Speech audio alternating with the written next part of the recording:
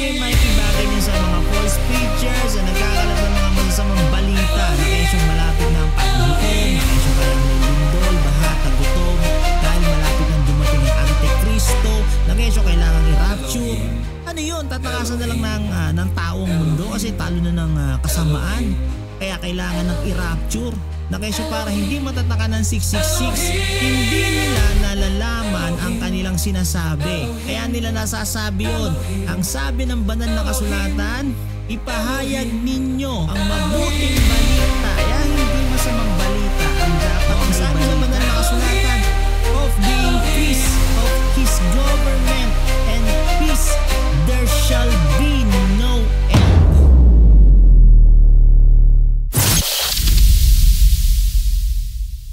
Magandang araw po sa bawat isa sa inyo.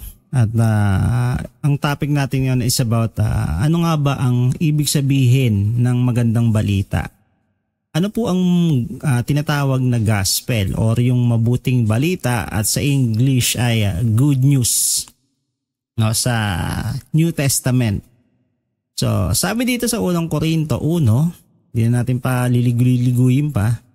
Ang sabi dito, ang mensahe tungkol sa pagkamatay ni Yahushua sa kahoy ay kahangalan para sa mga taong napapahamak. Ngunit ito'y kapangyarihan ng Elohim para sa ating mga naliligtas sapagkat nasusulat, sisirain ko ang karunungan ng marurunong at gagawin kong walang saysay ang katalinuhan ng matatalino. Sabi ng yung mensahe daw po ng pagkamatay ni Yahushua ng bugtong na anak. No? By the way, ang tawag ko po dun sa bugtong na anak ay si Yahushua, yung original name po niya sa Hebrew. Then sa ama po ay si Yahuwah. Then sa overall ay Elohim, no? Yung the creator, mighty creator. Kasi po sa original name po ako bumabase. Ayoko na po magbanggit ng yung dati kong nakasanayan na translate na pangalan, no, sa English or sa Tagalog.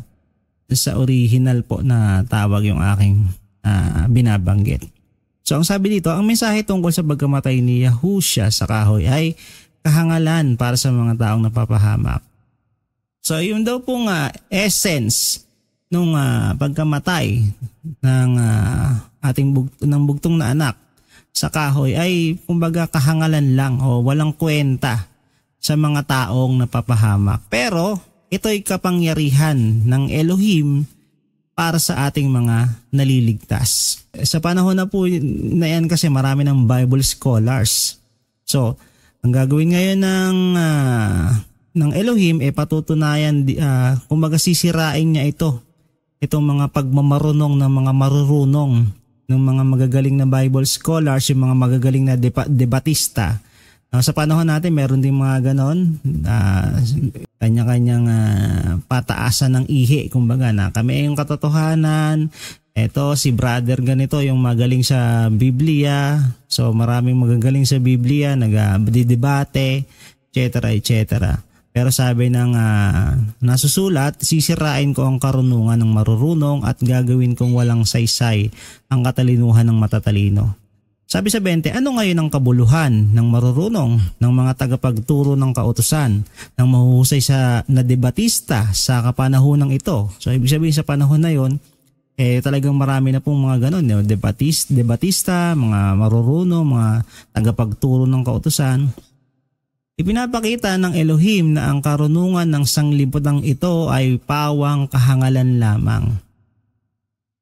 Sapagkat ayon sa karunungan ng Elohim, hindi niya pinahintulutang siya'y makilala ng tao sa pamamagitan ng kanilang karunungan. So, ibig sabihin kahit gaano ka pa kagaling sa banal na kasulatan, gaano ka katinding Bible expert, Bible scholar, or magaling kang tagapagturo ng mga kautusan, mahusay kang debatista, no? Magaling kang makipagdebate. Tinuturing ni Elohim na hindi niya pinapahintulutan, no, na makilala ng tao yung katwiran, no, sa pamamagitan ng kanilang sariling karunungan. Hindi ganon, hindi niya pinapahintulot yung gayon. Saan? Paano? Sa halip, minamarapat niyang iligtas ang mga nagpapasakop sa kanya sa pamamagitan ng magandang balita na aming ipinapangaral. Na sa tingin ng iba ay isang kahangalan. So, yung kaligtasan pala, makukuha mo lang doon sa magandang balita. Pag yun ay sinampalatayanan mo, na yung magandang balita na yon ipinapangaral nitong mga apostol na katulad ni Apostol Pablo. Pero sa tingin ng iba, kahangalan, no? Lalong-lalo na itong mga Hudyo, mga Hentil, no? So, yung mga Pharisees, scribes, no? Yung mga religious leaders, then itong mga debatista na to, yung mga mahuhusay na marurunong sa tagapagturo ng mga kautusan, kung ano-ano mga katuruan ng mga tinuturo sa iba't ibang mga relihiyon. Pero sabi ng Apostol Pablo, yung kaligtasan, no, makikilala mo yung kaligtasan, makikilala mo ang kapangyarihan ni Elohim sa pamamagitan ng magandang balita. Ano po yun? Ano yung magandang balita na yon? No, na sa tingin ng iba kahangalan lang. Ang mga Hudyo ay humihingi ng himala bilang katunayan. Karunungan naman ang hinahanap ng mga Griego. Ngunit ang ibinapangaral namin ay si Yahusha na ibinitin sa kahoy. So yun pala yung magandang balita. Yun yung ipinapangaral nila. Alin po, si Yahusha, yung bugtong na anak na ibinitin sa kahoy, yung namatay po sa kahoy. Na para sa mga Hudyo ay isang katitisuran at para sa mga Hentil ay isang kahangalan. Ibig sabihin po ng katitisuran kapahamakan, no? Kumbaga magkakamali ka lang diyan pag naniwala ka diyan. Kasi nga po sa Old Testament sila naniniwala at hindi nila kinikilala yung bugtong na anak na bumaba dito sa lupa na nagkatawang tao. No, hindi nila inaccept, hindi nila ina-accept. Kaya naging katitisuran sa kanila, then kahit sa mga Gentiles kahangalan lang. So, subalit sa mga tinawag ng Elohim, maging Hudyo o maging Griego, si Yahusha ang kapangyarihan at karunungan ng Elohim. Sapagkat ang inaakala nilang kahangalan ng Elohim ay karunungang higit pa sa karunungan ng tao. Ang inaakala nilang kahinaan ng Elohim ay kalakasang higit pa sa kalakasan ng tao. So itong mga tao na to, yung mga religious persons, no, mga relihiyoso, mga Bible scholars, mga tagapagturo ng mga kautusan, mga religious leaders, at saka yung mga galing na debatista, at saka yung mga tao na yan, kaya yung inaakala nila na kahangalan, naisip nila kahangalan lang daw, ay kasi ang tinutukoy nila ditong kahangalan at saka yung kahinaan yung ebanghelyo, which is yung ipinapangaral ng mga apostol. Ano po yun? Yung pagkamatay ng bugtong na anak sa kahoy. Yun po yung meaning, no, ng tinatawag na magandang balita. Sa English mababasa doon ay gospel, no, sa Tagalog ebanghelyo, sa ibang salin magandang balita, mabuting balita, good news. No, yun po yung kung mapapansin niyo sa Mateo 3, si John the Baptist, Juan Bautista,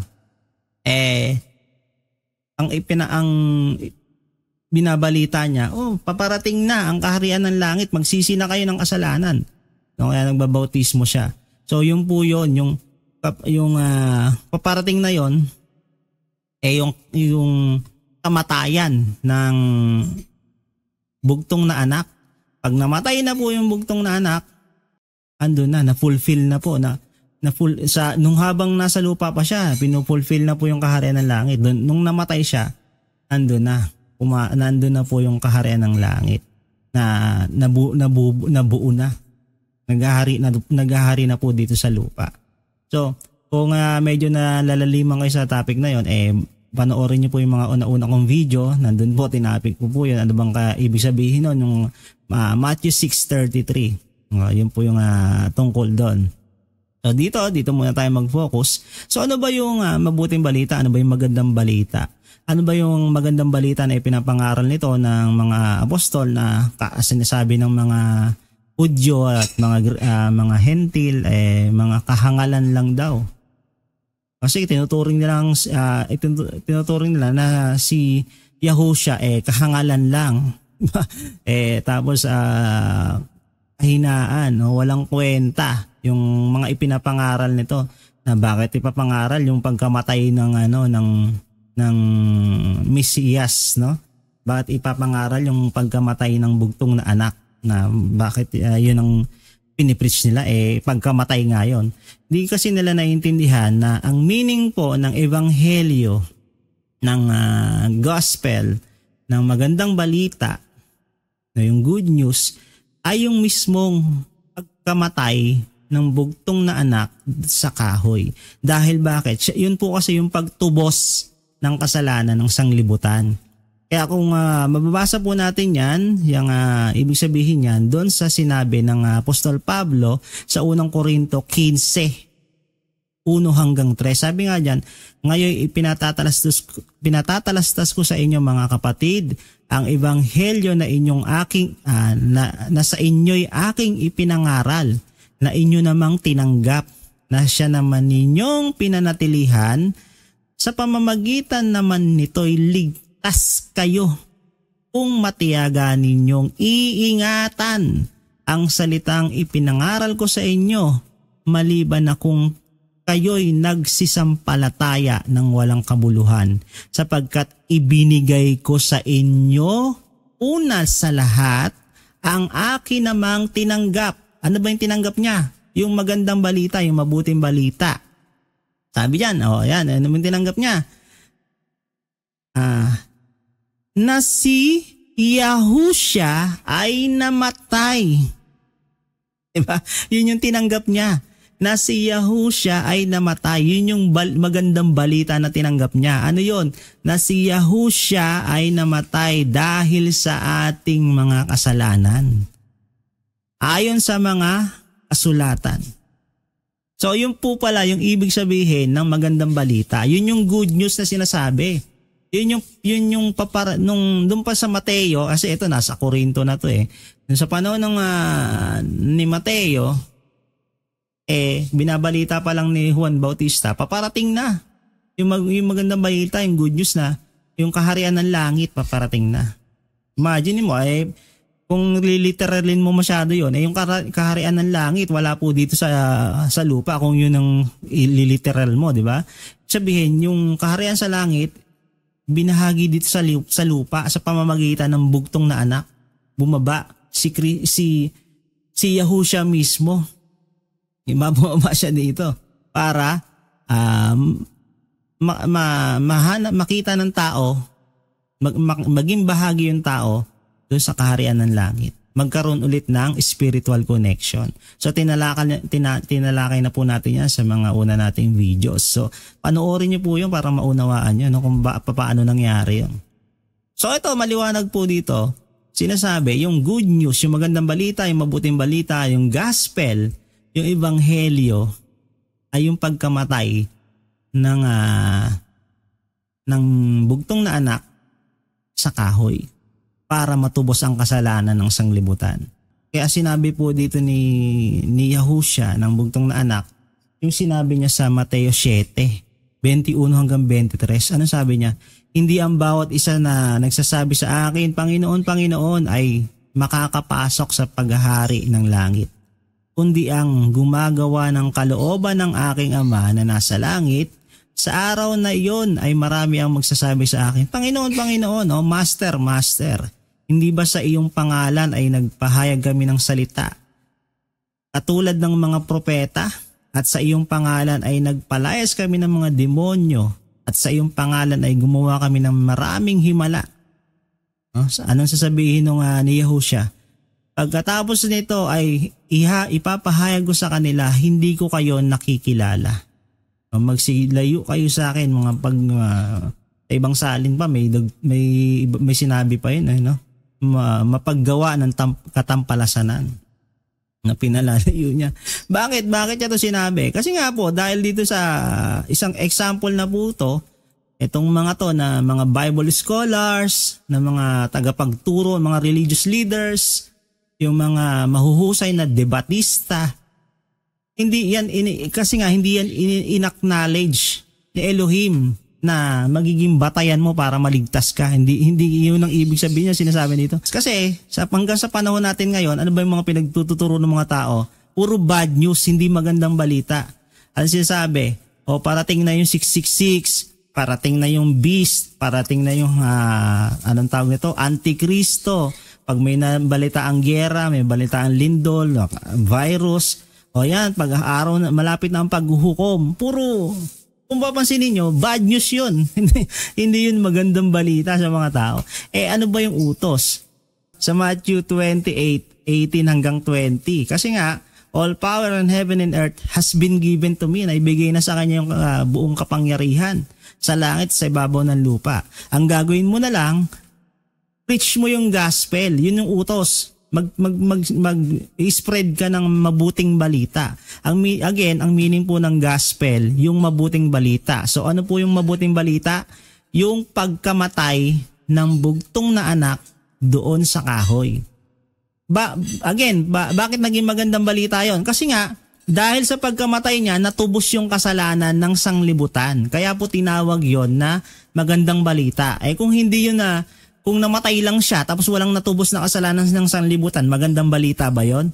So bad news pa rin yun. So kaya po tinawag yun ng good news dahil nga po natubos yung kasalanan ng sanlibutan dahil sa pagkamatay niya sa kahoy. Na yun naman ang dapat na i-spread o i-preach ng mga tao sa lahat ng mga bansa. Dahil yun ang utos ni Yahushua, ng bugtong na anak, the Prince of Peace. Hanggang ngayon, sa kasalukuyan, naghahari po siya. Saan?